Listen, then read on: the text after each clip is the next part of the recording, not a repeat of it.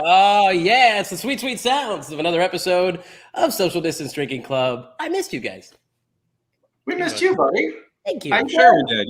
Yeah, we missed him. You were gone. Wow. It was only a matter of time before this guy and I were going to have some sort of feud. You know, it was a bold statement from Adam Ledford to say we missed you. That's all. I don't think he speaks for all of us necessarily. Oh, now you care about journalistic integrity. It's good to see you, though, buddy. It's good to see you too. Yeah, you look good. You look married. You put on a few pounds. It's healthy. It's nice. It's good. I was gonna say he looks thinner with that Peloton shirt on and all. No, I mean, don't mind me, 100th century. You know. You know, there's a reason Peloton shirts come in black. There's also a reason 3 of us are wearing black. We've been drinking too much beer since this pandemic started.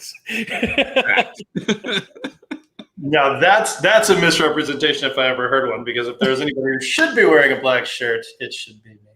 What are you talking about? Look at how fit you are.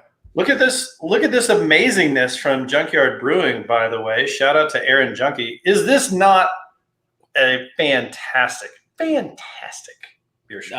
I was actually really jealous when that shirt only came in one size and it was yours. Also, Yusuf, I would like to point out my beer fridge would say that I have not drank enough beer because there's way too much in it still during this pandemic. But we all know that privilege check. There it is. Earliest privilege check in SDDC history. Under 2 minutes. We hit that at 1:49 exactly. Yeah. All right. That happened. Well, thank you guys. How did the privilege check not come with the Peloton shirt? Let me go find the bag. It might be in there. I just looked at the shirt. Well, thank you guys for joining us for another lovely episode of Social Distance Drinking Club. Thank you guys for being on screen with me. We've got a great episode. We've got Drew Poole from Wren House Brewing Company joining us today. As always, we'd like to start the show by asking you what you're drinking, and we're going to go around the room and see what everybody else is drinking. Mr. Green, what you got? Well, in honor of our friend Drew Poole from Wren House Brewing, I have Wayfinder Relapse because I know how much he likes Wayfinder beers. And I was going to do my last can of Greenhorn, but I'm like, it's my last can of Greenhorn. I'm going to drink Wayfinder instead. Very nice. Brett Berry, what do you got? Far be it for me to drink a Wren House beer on this show in a Wren House glass, but I have Wren House Springtime Wally. How many times can you say Wren House in 10 seconds? I can do it a few more if it means Drew will sponsor us. Mr. Ledford. I'm also drinking a Wren House then. No, actually, I drank my last Valley beer yesterday, so I have no Wren in my house, which is a sad day. But going for the old Northwest IPA from Helton. Hadn't had Helton in a minute, and found one in the fridge, and I was like, that was really good. I like it. Very nice. Well, as you guys know, it is we've come that far. It's been a year since my last Ramadan episodes, and I'm back to drinking the Old Faithful Lagunitas Hoppy Refreshers. They're still great. The hops make my mouth happy. Beer name? Your eyes belie your statement right there. Saying. Do I look unhappy? You said you were enjoying it. I'm sure your words are accurate and meaningful and truthful, and we're all very happy for you. Thank you. I appreciate it.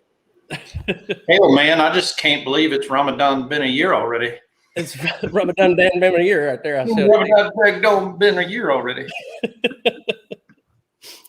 We've come a long way. A long way.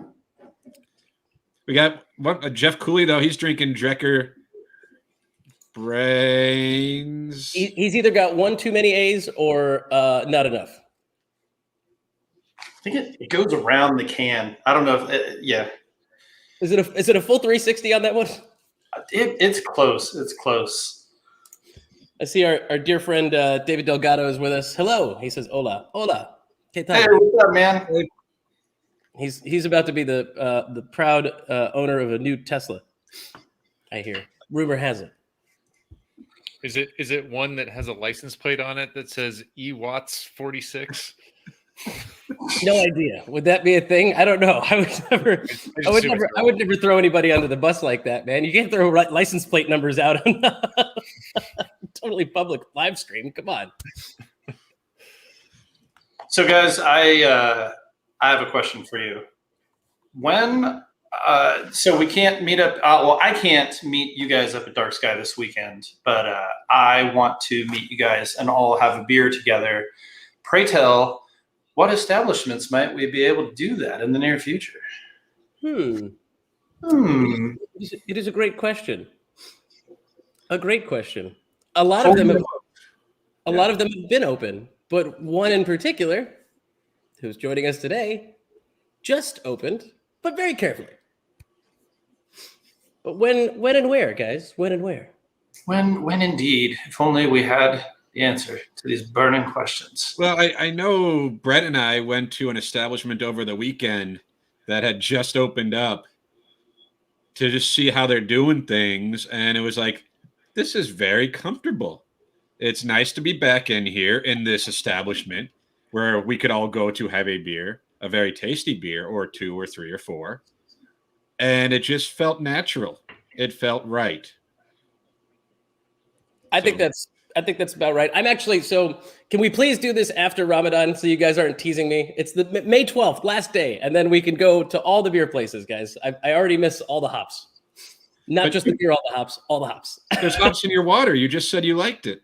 It's nice, but I also need all the lagers. And I mean, we should quit beating around the bush here and just bring in our dear friend Drew, shall we? I'm down. Let's do it. Oh, well, hey there, Delilah. Oh, hi. Oh, wow. You got a lot of my torso here. Hey,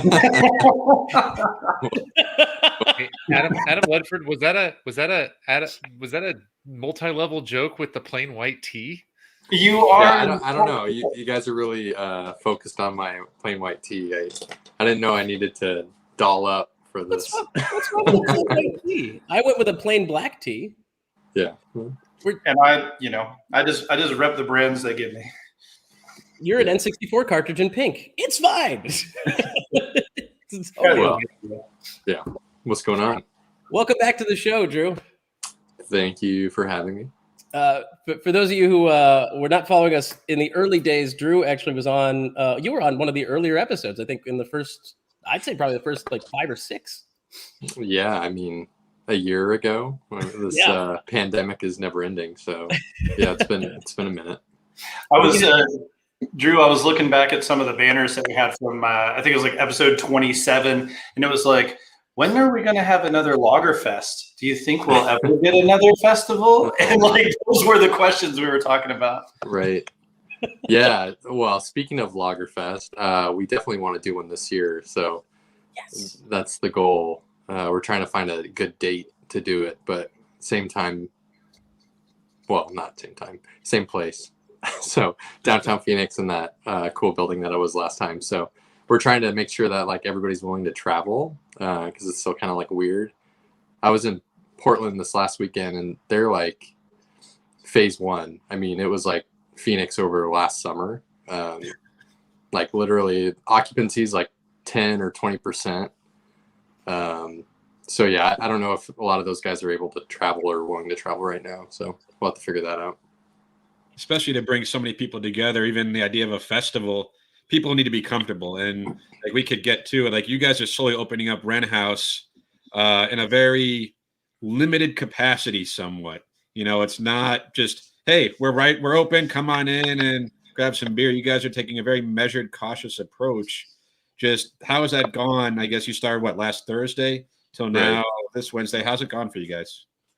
Yeah, so we've been doing member soft openings for the last probably since Thursday, so 4 or 5 days, and it's been great. So we hired some new folks, so it's actually worked out as like a training for them as well. And we bought like an old soda truck that we put in the parking lot for just to go orders. So we try to think of like every scenario where somebody's sitting down drinking a beer and then you have all these people coming in for to-go beers, and we're like, okay, well that's probably unnecessary. So like, how do we get around it? So we got the soda truck, so we can do to-goes outside, and then, you know, have limited seating inside for folks. So, and it's been great. So we've had probably, you know, 30-ish seats in the tap room, and it, like you said, it's been super comfortable. I've gotten a lot of messages from folks that, you know, are hesitant to come out and are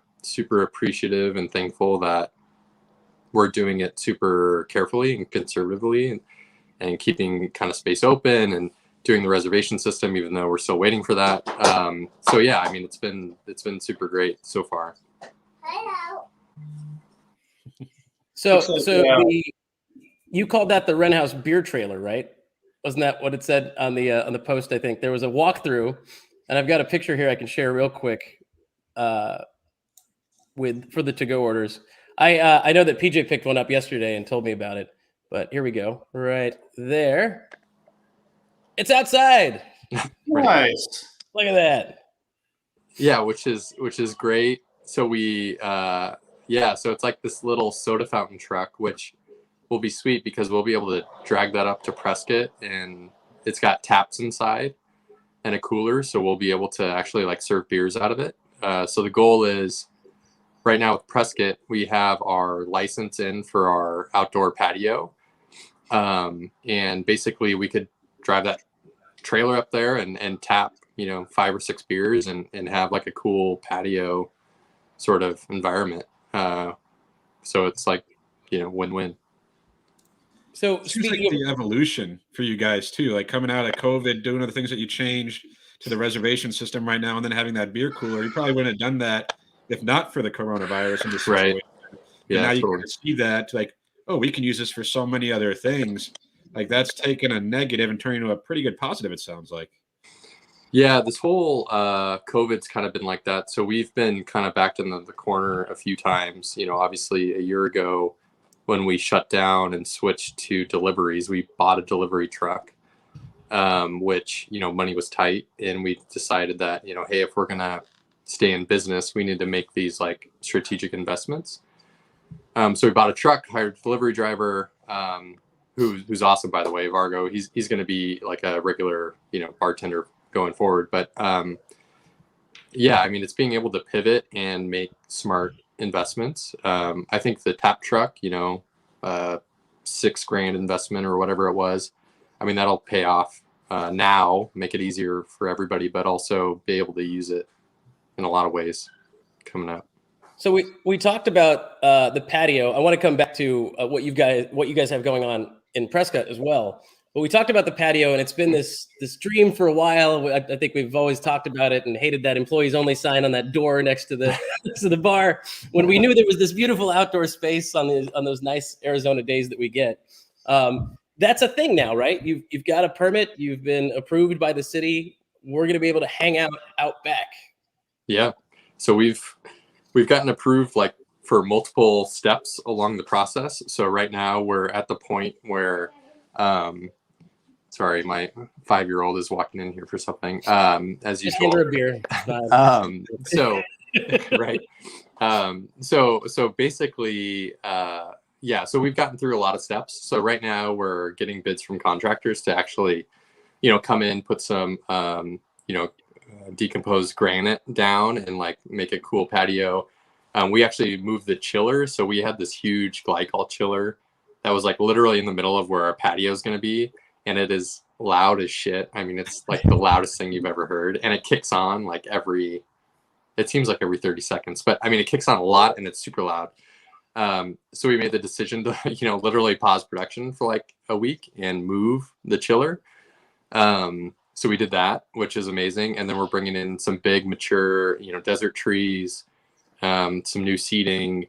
So, I mean, there's going to be, I think it's like 900 square feet. So it's going to have some like, you know, room to stretch out. I mean, you guys have been there for some member parties, but it's basically that whole area from, you know, the cooler over actually all the way to Gary's Liquor. That gate over there is going to be like an emergency exit. So yeah, I mean, we'll be able to sit like, you know, 15, 20 people out there. It's an awesome space. How soon are we looking at that being open? So we're hoping like 2-3 weeks. I mean, there doesn't need to be a ton of stuff done. Literally, it's like a blank slate. So, we got to bring in the trees and plant those. But other than that, we've done all the hard work already. Mist Just in system? time for summer. That's Mist great. system for sure. Yeah, Okay. just in time for the 100-degree weather. We Had to will know. have misters, and as you guys know, being Phoenicians or living in the state long enough, once it gets dark, I mean, cools down 20 degrees. People want to sit outside, so I think it's going to be a year-round spot. Awesome. So Yeah. we brought up Prescott, and is there an official name for what's going on up there? Are we doing the whole Wren House North? Is that what's going on? What's the name?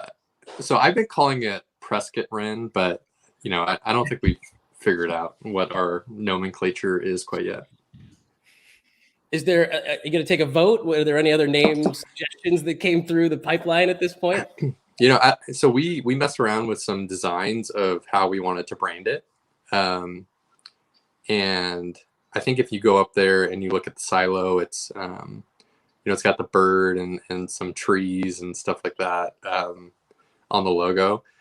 But yeah, I mean, it's something we'll keep messing with for sure. I think it could, especially since we have another acre to build on, we definitely want to, when we get to that point, like create a really cool, bigger space, like grow production, but also make it like one of those like cool breweries you go to back east or something where you walk in and it's, high ceilings and lots of wood and a lot of, bar area, but then you can like literally see into the brewery. We've never been able to do that. So that's The first place that came to mind when you started talking about that was like Brooklyn Brewing. The first time I walked in there, it's just this massive open air space, super high ceilings, and there's that bar area, and there's just tons of room everywhere, and you can see the whole production. Yeah, for sure. What if we think about like kind of how Prescott got started and call it Rehab, but with a W in front? And be like a dance club in Prescott for Vegas and Prescott, Arizona. That's where we have. We'll do like those IVs for people when they're like super hungover. So and you need oxygen therapy too, but it's all just like instead of lavender, it's just hops. Guys, yeah, I think gotta that's be a mindful, new though. market niche. Whatever name we come up with for the Prescott Brewery is also the name of Brett's next cat. So we have to be mindful that whatever we come up with here will also affect an animal. Kirby is coming up with gold here. Yeah, I like those, Kirby. Those are solid. Wren House. We got Wren Wren House, Wren Pen, and Those are great. Drew's Penthouse. Yeah, that last one sounds a little R-rated or something. Is Drew's Penthouse like the next Porky's movie, or I'm a little concerned. Yeah, it might be. What kind of subscription service are you going to have? Like, is it like a monthly magazine for Print House, or what is that? For Print House? Yeah. Only cans? Yeah. Just pictures of the brewers. In various poses all the time. So JJM is asking the hard questions here. Says, glad to see you, Drew, on the show. I'd like to think I inspired the Mile 257 concept at least a little. You can tell me if I'm wrong. Drinking Lemon Drop Valley. That's great. So I don't know if we've had this conversation. Maybe we have. It's been like this running, I don't know if it's a running joke or a running challenge between Preston and other brewers of, they drive up to Prescott like every day, and they're looking for like the last saguaro that's alive, and there's this like tiny little saguaro without any arms, like on this hill, which is Mile 257, and it's like literally the last one that you ever see, and everybody's been trying to outdo each other with old dead saguaros. So I don't know, Mankey. Yeah, maybe Mankey told me about that a long time ago. You just forgot it was him. We'll go with that. Make him feel good. He probably actually did. Now that I'm jogging my memory, but yeah, there's a lot of great ideas out there. I probably that was probably a little while ago. So you mentioned that members got a chance to come in and make a reservation and visit the tap room for the first time this weekend. This was literally the first time you've opened the tap room was last Thursday, right? since Yeah, last? yeah. We haven't served a beer. We haven't even had a beer hooked up to the draft system in 14 months. I mean, it's like literally we like rebuilt the lines. It was crazy. Like dusted off all the glassware. It was a wild, very strange experience. What was the deciding factor on when you decided to finally reopen the? You know, there's a few things. I mean, we got to a point where we saw COVID cases, especially in Phoenix, you know, consistently under like 800, basically. And then, you know, with the vaccine rates going way up, I think Phoenix is now, I don't know, it's like 65% of the population or something has one dose or more. So we're like, okay, it's reasonable now to, you know, open up. You know, vaccines are going up, you know, a few 100,000 a day in Phoenix or in Arizona. So, you know, we're going to get there very, very quickly. And Bill, being the mathematician that he is, he's like, you know, theoretically, if we open in the first month or whatever, we could potentially have like, it was like 1 or 2 cases walk through the tap room and whatever. So we were like, okay, well, that isn't a real risk, or it's, you know, very low. So it makes sense to open. So anyways, it was a very like thought out decision, and we've been talking about it for months.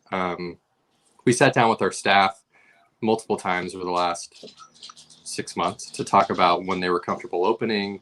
And another big factor that played into it was the guild hooked us up. So shout out to Rob with vaccines for all of our employees. So, you know, we were lucky that, you know, with the Prescott facility, a lot of us were able to get vaccinated up in Prescott like a few months ago because, yeah, Prescott. So they had a lot of openings, basically, long story short. So, you know, a lot of us were able to get vaccinated, which was great. But, you know, for the rest of the staff, it took a while. So we were able to get them all vaccinated, and everybody was comfortable to say, okay, you know, now it makes sense. Let's get open. It's really, I mean, it's cool because a lot of places, it's been all over the place. And like, we understand people who want to open up during it all because it's a business. And if you're not open, you're not making money. It's hard to survive.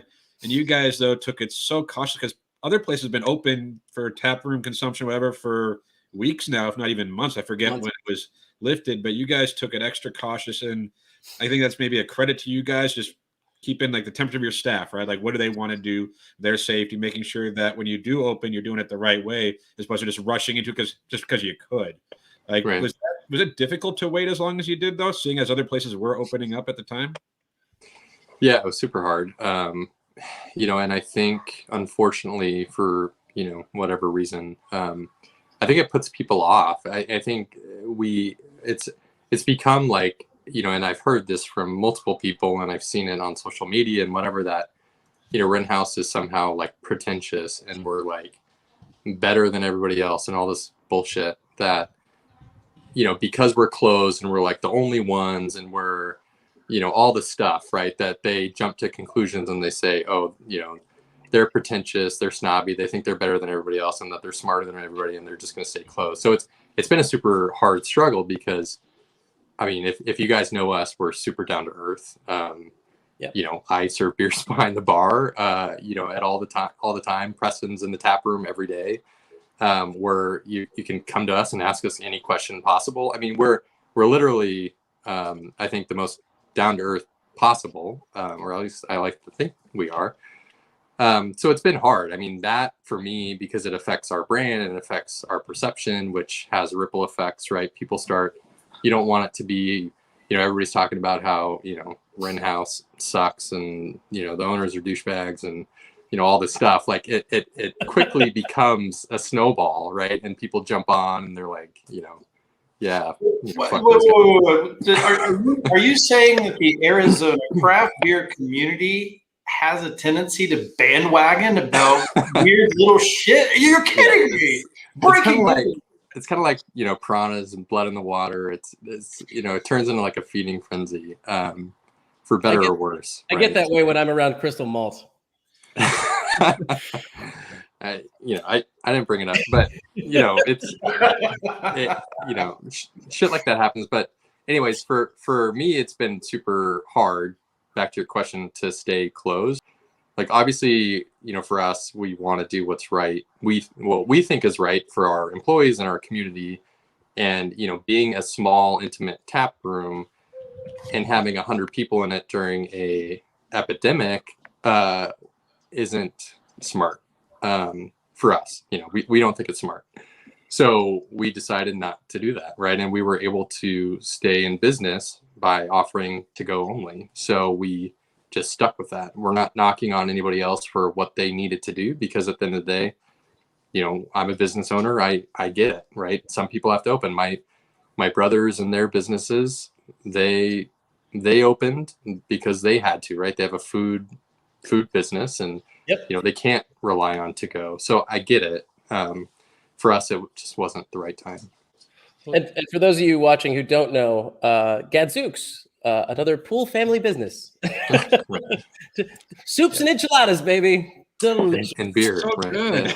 There you And go. beer. Yeah, Drew,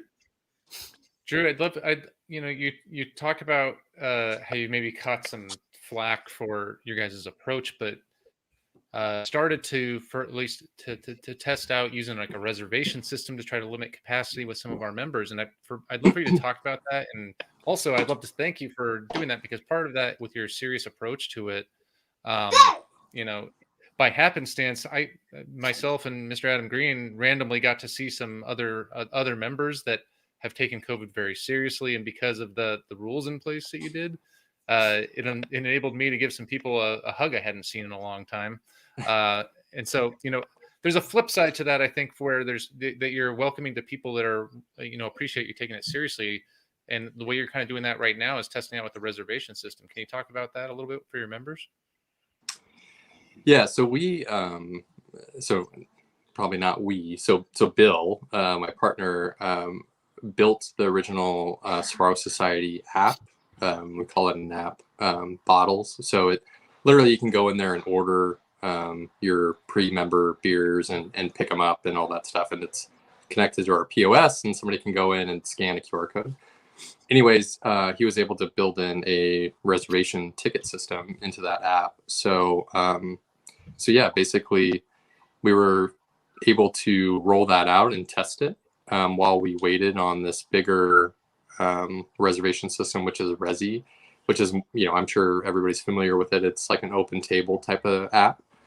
So yeah, we were able to do that for members. We thought it was a no-brainer just because, one, we have a membership during a pandemic, which is rough because a lot of the benefits are, in the tap room sort of benefits. Right. And you don't get to enjoy those. So it's basically only pre-access to releases and a few member beers. So we thought, this was a nice, benefit for members to come in. And it was able to also do the whole soft opening, right? So we were able to control, the size. We were able to test our systems, train our employees. So yeah, it was kind of a no-brainer. And then now we're waiting on, Resi. So I know we have it up and running now. It's not live yet, but we did get the final download from Resi. So I think tomorrow we're going to have walk-ins again. And then Friday, it's going to be all on Resi. So I think it's going to be really nice because you can literally book a time when you want to come in, and we have 30 seats. So it should be relatively easy. And then you can still walk in, and there's a walk-in feature on Resi. So you can, show up, and if there's an opening, you can get in. Does Resi have kind of what I know? I've seen this for a few of the downtown cocktail bars. Can you join a wait list if you don't have a reservation? And if you're, let's say, down the road having a bite to eat, it'll tell you, hey, if a spot opens up, you'll get a text message that says, hey. Yeah, I believe it does. So I think there's a couple of options. So one, you can walk in, and the person that's greeting folks can, literally add you to a wait list or add you into a seat, and then that seat gets removed from the online sort of app. Yeah. So yeah, there's a few ways to do it. So I think it's a great tool. When we shopped around a lot of them, and we thought this one was the easiest. So yeah, so we're looking forward to it, and then hopefully, when things get more normal, whenever that is, we'll just open back up normally. But But again, we're assuming the worst. We're always super conservative, so we're assuming that, you know, numbers will kind of stay the way they are for a while, and masks are still going to be required for a while. And you know, let's just do the reservation thing. So will we be able to find it just by going to wrenhousebrewing.com to make a reservation once it's Yeah, launched? we'll post the direct link, but yeah, we'll put it on our website and on Instagram and all that stuff. But I think it'll probably go directly to our store, basically on Resi, and you'll be able to just book a reservation. You think it'll stay in a reservation system model for the next few months? I think so. I think it'll probably be at least a couple months of Resi. You know, I think again, this is another thing that people give us shit for, but at the end of the day, I think it's going to be convenient. I like to go to a place that I know I have a seat at. So maybe I'm just an old man and I'm a curmudgeon, but I like to have a reservation when I go somewhere, and I'm like relaxed about it versus showing up to a place and having to wait outside or something, or being turned away. So it'll be a sad day when you take the reservation system away and we have to stand outside. Oh no, that's the whole thing I've learned with this. Well, I knew this before, but like during the pandemic, it's like you implement things, even like our delivery. A lot of people were upset that we took away delivery, right? Because now we got to move people in house.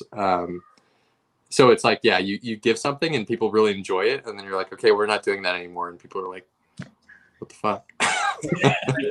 I can tell you, like my wife, when we came in on Sunday, she was like, this is great that it's not packed. You know, that we could find a seat, we could get our beers and just enjoy a comfortable setting. I know the reservation system you said will probably be here for a little while. You don't know when you're going to remove that. But what else do you have going on? Because it's anyone who's been there in a house knows, at least inside, it's not a big establishment.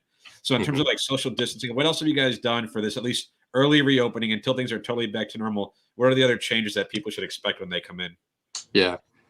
So again, I hope no city employees are listening to this in the permitting department, but you know, generally our occupancy, not on paper, but you know, you've been to Wren House during events and stuff like that. I mean, we can get 100 people in the tap room, like easy, like no problem, right? We got 100 folks in there.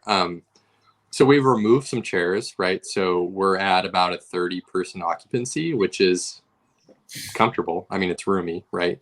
So we've taken some seats away from like the community table, which was a long discussion on if we get rid of the community table, but I refused. I don't know what beer that is. But just a Celador Sakara, just one of their beautiful Massimo nectarine beers. Sweet. Yeah, so we talked about getting rid of the community table because we're like, you know, nobody wants to sit at the community table, but you know, I think it's kind of part of our vibe. So anyways, so we reduced some occupancy. We're rearranging some of the seating. So like in the poker room, we're going to actually add a couple of individual tables in there. And then there's going to be another individual table, like when you walk in, under the westward sign. So yeah, so we're spacing it out. Our employees wipe down, you know, when anybody leaves. So we're, you know, again, super clean about everything. Everybody wears masks. You know, we ask people to wear masks when they get up and go order, you know, for their safety and for our staff's safety, obviously. So yeah, I mean, we're doing like the basic no-brainer stuff, like keep things clean. Let's, you know, keep occupancy down. And I think, you know, again, the feedback's been great. I think people are comfortable. The worst scenario is people feel uncomfortable, right? We opened up and there's too many people and it's, you know, nobody wants to be there. Then I think we lose the whole point of, you know, reopening, really. I'm gonna, if anybody has any questions for Drew about Wren House or what's going on, post them in the comments. You guys did a phenomenal job of continuing to have growth in the time that you had the tap room closed, obviously expanding to Prescott, like we talked about earlier, and also a boatload of beer releases and that wonderful GABF Gold Medal, of course. So. Yeah, which seems like a lifetime ago, but yeah. It does.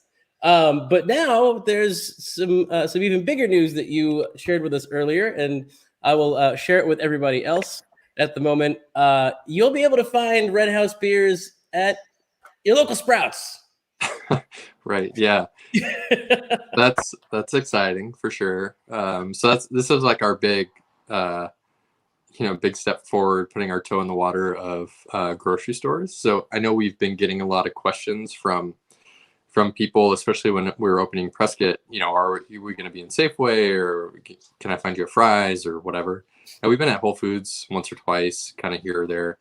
But this is a big one, right? So we're going to be in all 33 Sprouts across Arizona, and we're going to have 2 styles. So it'll be Joe Max and Spellbinder in all 33 Sprouts. So did you see Brett's eyes? They got so wide when you said Spellbinder. Yeah, that's a good one. So it's been, it was a huge blessing that during COVID, our hazy IPA, our flagship hazy IPA, won a gold medal, which was amazing. But yeah, accounts love it, people love it. I think the quality's actually improved in Prescott. I think it's better than it's ever been. That's good. I've got a pecan pie thief. He's just flexing now. Yeah, so it's awesome. The new system is like dialed in for hazy IPAs. It's a steam system, so with the steam, it's much more gentle. So it's you might have noticed that the hazy IPAs are actually paler, so they don't have that direct fire and they don't get caramelized really at all. Right. So yeah, it's a much more gentle kind of brewing environment, and the beers turn out super soft and pale and delicious, and the hops really shine. So yeah, I think it's a great timing. So, Drew, I got a question for you. I think we've chatted offline before about, you guys, it's somewhat atypical approach to brewery memberships. And in this case, like, it really paid off, because while you weren't able to serve, you have this kind of loyal following of Saguaro Society members.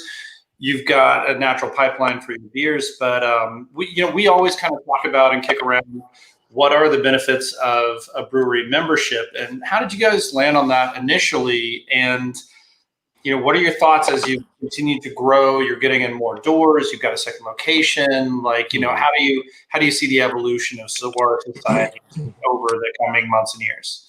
Yeah, it's a great question, and I think about it all the time, probably every day. So the Saguaro Society for me was definitely a passion project. So I've been a beer lover for a long time. I've been in a membership of a lot of different beer societies. I was in the brewery a long time ago, the Preservation Society a long time ago.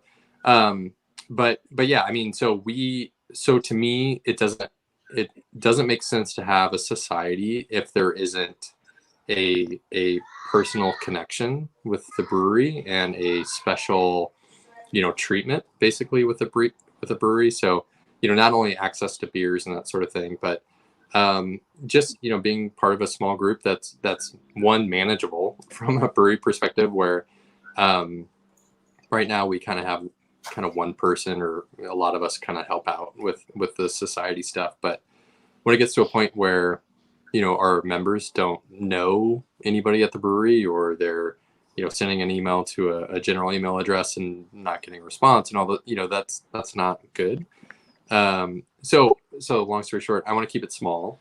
That said, we are wanting to increase our barrel offering and our barrelage. So we want to do more things. We want to do different things. So we're investing a lot in barreling. So we just brought in 20 some barrels of Wild Turkey rye and a lot of Weller to fill. And the great thing about 24th Street and in Prescott is 24th Street's going to be like the epicenter for a lot of one-offs and barrel-aged beers. So we can just, that system, direct fire is perfect for the big heavy stouts and barley wines and that sort of thing. So we've already been making a ton of them and filling barrels. So the other thing is that cold storage, it used to be full of kegs for distribution, and now that's all gone. So we have more space in the cold storage to, cold store barrels. We like to bring them in and out to give some more character. And then, the eventual goal and the pipe dream is to actually build So we have some more space back there. I want to build like a barrel shed, a barrel kind of facility. Facility's probably over committing to it, but basically a facility that we can store a lot of barrels. So 100 barrels or so into that space, viewable by the patio, being able to potentially invite members in to pull nails and maybe sample or create some one-off blends, like all that stuff I want to do. But obviously, if we do that, I know Adam's got a question. You have a question? No. I volunteer as tribute. Oh, okay. No, no question. I just want to be there for all of this. He just wants to ask if he can live in said shed. Right. Yeah, I'll be in there too, so we can snuggle. Oh, this is turned out the best day ever. This is So that said, by necessity, we'll have to grow the membership because I don't think 300 members can drink 100 barrels worth of beer. Maybe they can, I don't know, but there'll just be a lot. And then I think the problem with that is we'll offer it to members and then we'll have to sell it to public. And then, it's like, okay, well, membership isn't special. So it's a balancing act for sure. And I'm super cognizant of it. So we'll play with it and figure it out, what makes sense and what level it is. So anyways, we got a lot of plans for it. I think about it every day and I bother our brewers about it every day. So yeah, I think the society is, it's healthy and it's going to only get better for sure. Real quick, we had a question coming in the comments from a just very coincidentally named Brett Berry saying, "Can you make me more White Mountain Road?" Yes. So verbal contracts are binding. Verbal contracts are binding. He said yes. So yes and no. So I'll say the no part first. So the no part is that any of these mead barrel beers, it's basically impossible to reproduce because we need that same mead barrel from Superstition. And a lot of times they do a lot of one-offs. So for us, getting a Aphrodisia barrel or whatever it is again is, pretty much slim to none chance. And if we do, we might not fill it again with the same stuff that we put in it last time. So, but that said, I do want to do a super heavy coconut stout again, like Desert Tropical kind of thing. And what I was going to say is coming up in June is our 6-year anniversary. And we're doing a whole bunch of, collaborations for it. And we're going to do one with Horace. So we're going to do a special predation for that. As you're answering these questions, Drew, I'm sorry, but the hilarity here is the comments coming through here. My favorite one is this one, not the comments, but the banners the boys have put together. Need for Mead 2, White Mountain Road. Yeah, you're welcome. That's fantastic. I was gonna go with Whiter Mountain Road, and I was like, that just sounds racist. Yeah, that's the one that comes up. Never mind. We're not gonna say where that one comes from. We don't need to do that. As the only person with some sort of melanin in his skin on the screen right now, I think you got the right one on the screen. You're good. That's the right banner. Yeah, Need for Mead 2 is excellent. That's a solid one. I do feel like though Brett and I have this deal. Anytime we have a chance to talk to Drew, we have to ask about White Mountain Road. It's just kind of a thing. And I don't know if Drew's tired of hearing that question because I think we've heard the same answer that it can't happen again, like for legitimate reasons. Right. But it was also delicious. And if you have a bottle somewhere in your house right now, I will give you money for it. I was going to say, not to tease, but we do have another case tucked away somewhere. Maybe a member release. Who knows? Jaron is asking, any chance for a second Wren House location? Obviously, Prescott is going to be open to consume at some point. Yes. So we'll definitely have patio in Prescott. We are actively looking for another taproom location in Phoenix Metro. So, I mean, downtown Mesa is blowing up. Rumor has it. Dude, I don't know. There's too much stuff going on in Mesa for my taste. But dude, there's nothing happening in North Phoenix. Well, Drew, before we wrap this up, I know that one of the questions that we've all had on our mind is what new releases should we expect now, or are you at least most excited about in the coming months? Usually in the summertime, I know you guys start to grind the gears, get working pretty hard, and there's a lot of collab stuff happening. In the past, it's been like Kyle from Horus coming over and doing things with you guys, etc. So, anything super exciting or that you're super excited about you want to share with us? Yeah, so we've got so a few things. So we've got the anniversary coming up. So we try to do like 6 or 7 collabs. So we have like one collab release every day. And we've got a lot of cool ones. So we have one that's going to be like an all Arizona collab, basically. That's going to be a really cool big stout. So look out for that. And then we've got, Horus coming in, which I mentioned. So we're going to do a special version of Predation for that one. And then we're going to do a Virgin collab. We're going to do, I think it's on the books, another like Holy Mountain collab, which would be sweet. Like a Holy Mountain. And I don't know if folks around here are super familiar, but we're going to do a collab with Holy Mountain and potentially Forest and Maine, which does some cool stuff. So maybe barley wine-ish beer is the goal for that one. So we're going to do a lot of fun stuff. And then I think we got some other fun ones coming with the new relationship with our Scout distributors coming out of San Diego. So they've got a lot of really great San Diego relationships. So there's one I'm super excited about, like, a year out with some of the big San Diego players. So yeah, we've got all kinds of stuff that's in the works right now. Well, you've got a bunch of suggestions for a second location, by the way. Chris Beth says Cave Creek needs craft beer. Well, I don't know if Chris knows, but I grew up in Carefree, so I'm very familiar. Don Simon says Queen Creek needs some Wren love. Oh, I have to say no, just because we do not need more traffic funneling into that one particular section of I-40 or the 10 South. So please no. You guys know it's North Phoenix. There's a place right up the street from where I live that like 5 things have been in. None of them have lasted. But Drew, I know Wren could do it. There's nothing to do with the location or anything like that, the demographics. Wren House would succeed because I would spend all my money there. Which location is that?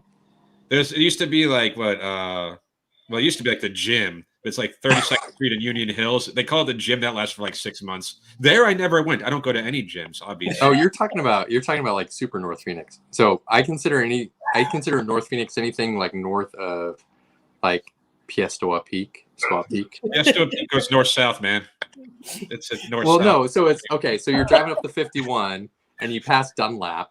I think once you pass Dunlap, you're North Phoenix. Damn, dude. I'm just gonna hold on. Does that mean Adam doesn't live anywhere near Central Phoenix?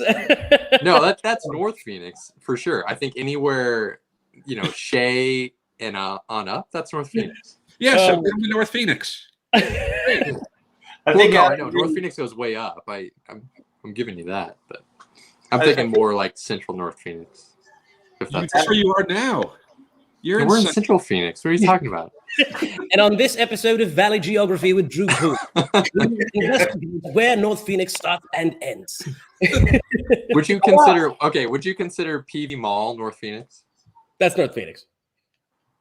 If you'll move there because I say yes, then yes. That's fine with me. Yeah, so I would consider that North Phoenix. But Adam Green is always nervous to head to South Phoenix at PV Mall. After dark, yeah. How about South Phoenix in this little suburb called Tucson? Ew. Oh. Yeah. No likey. Yeah, that's what I would like to see. We've got some great accounts in Tucson for sure. Tucson's got a lot of breweries. I don't know if they would welcome a Phoenician down there. I mean, I guess Tombstone was an exception. We let them up here, and obviously we all had a say in it. Okay. But Tombstone's in Tombstone, which I think most Arizonans don't even know where Tombstone is. They're missing out They're on like, is that by Flagstaff? Flagstaff. And JJM says, I consider PV Mall Juggalo headquarters. Fair enough. Yeah. Take it. Guys, keep an eye out for more info on their Instagram. And obviously on Facebook, you can just type in Wren House Brewing Co. and find them. But on Instagram, they are Wren House Brewing. Drew, thank you so much for your time. Can't wait to see you in a couple of weeks when I kick this terrible hoppy water habit. Guys, we never asked what Drew was drinking, did we? Oh, shit. Oh. What are you drinking, Drew? I was drinking Pure West by Pure. It was delicious. West Coast IPA. Super good. We were so excited about the tap room being open again. We forgot to ask you what you were consuming. It was very nice. And by the way, I had a Prairie Ghost on the tap room, which was fantastic. So did I, and it was great. It was delicious. Yeah. Nice. All right. Well, Thank you very anyways. much. Thank you so much. Thanks, guys. Have a good night. That was a blast, guys. So much information, but like, you know what's crazy is how he was worried about how people would think about them taking things seriously and being safe, which is maybe not crazy. That's not the right word. It's almost disheartening. It's like, here's a place that did it as safe as they could. And people are like, you pretentious dicks. It's like, because they're trying to keep their employees and customers safe, like running their business. It's hilarious to me that it still is a contentious issue, and it shouldn't be. People are allowed to run their business however they want. Obviously, some people have chosen to go one way over another, depending on, we don't know people's financial situations and what their demographic is. And if they decide they want to run their business a certain way, then people have the choice whether or not they want to spend their money there, right? I'll say this. I think that's more a testament to Drew's maturity and his poise. I mean, obviously he's probably one of the most level-headed brewery owners that I've ever met, and Brisket agrees.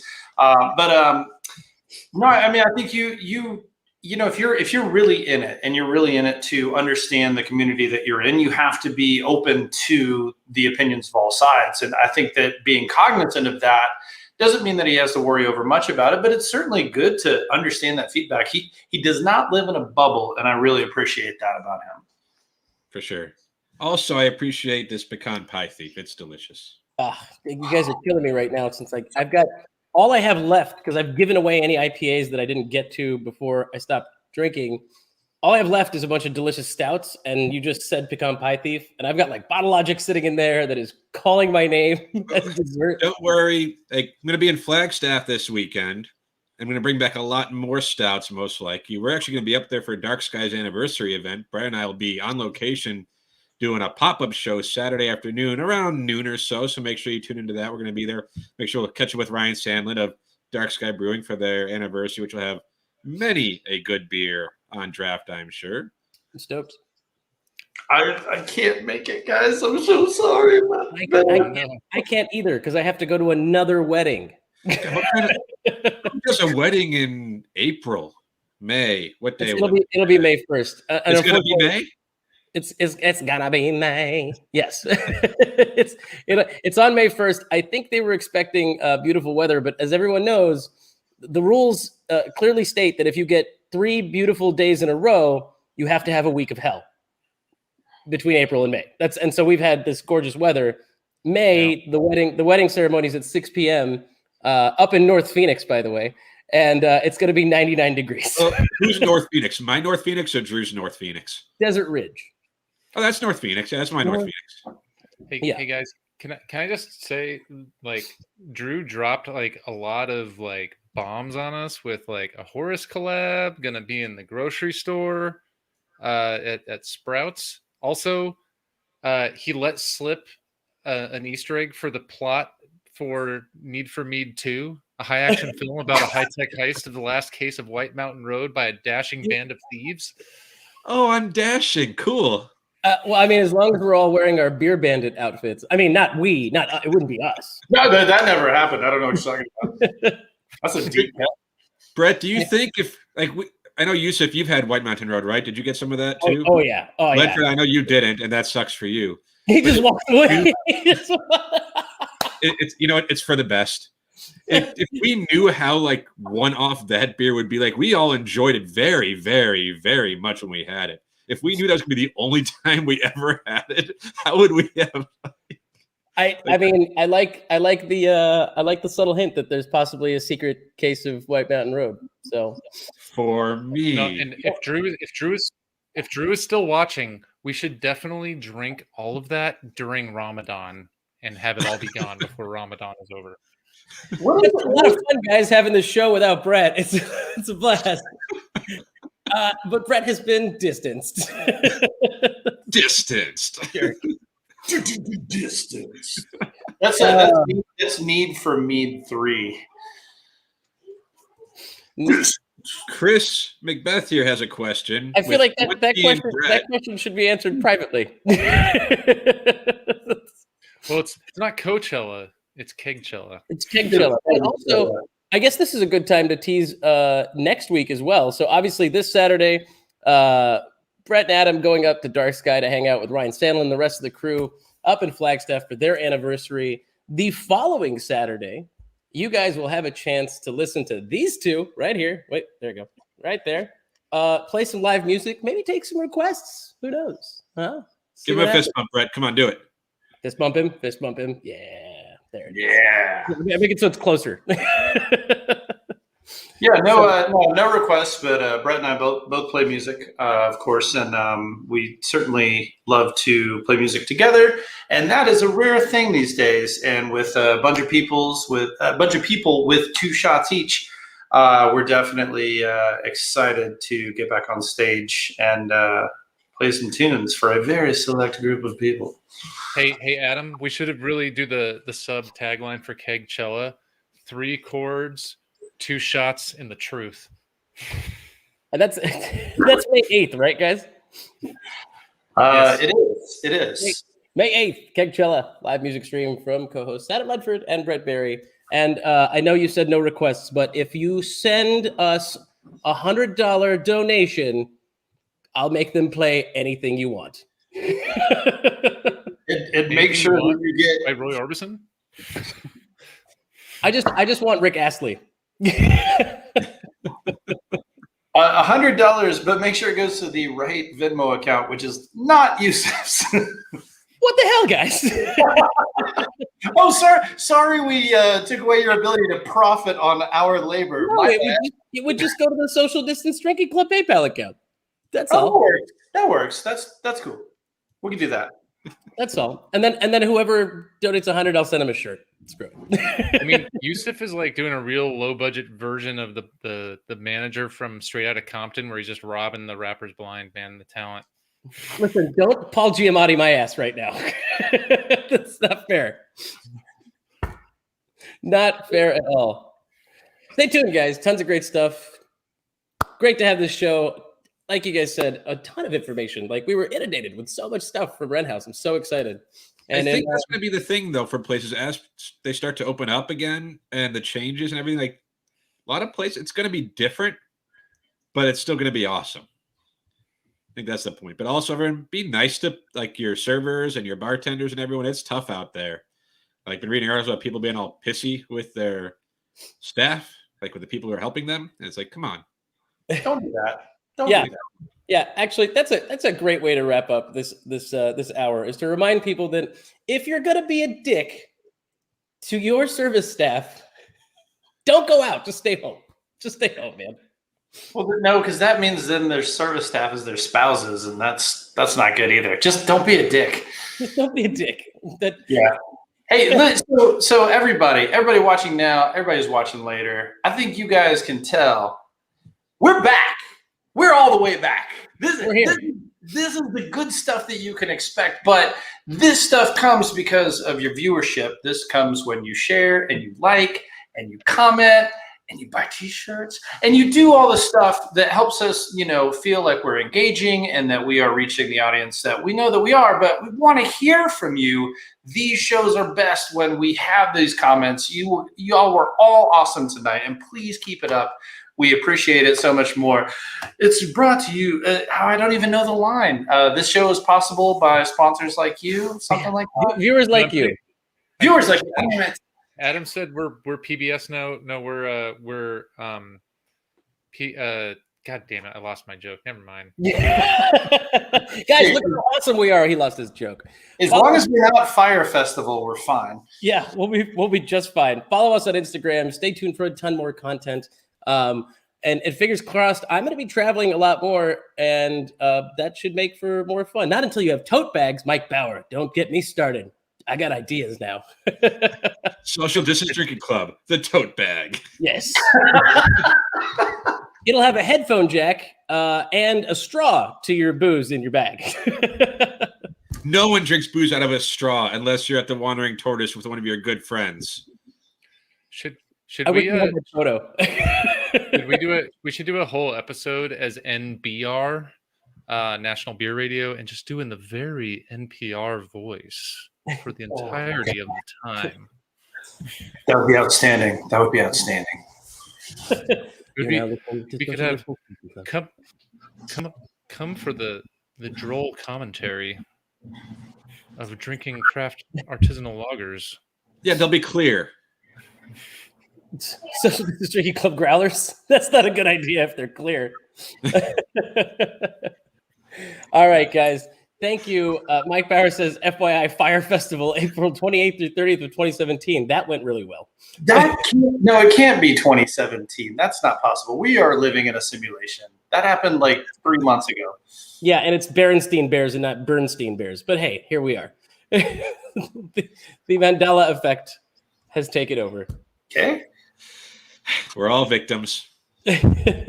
Cheers, guys. Thank you once again for joining us for another episode of Social Distance Drinking Club. Don't forget to follow us. We are at Social Distance Drink Club on Instagram, and we're on the Bookface. We'll see you guys soon.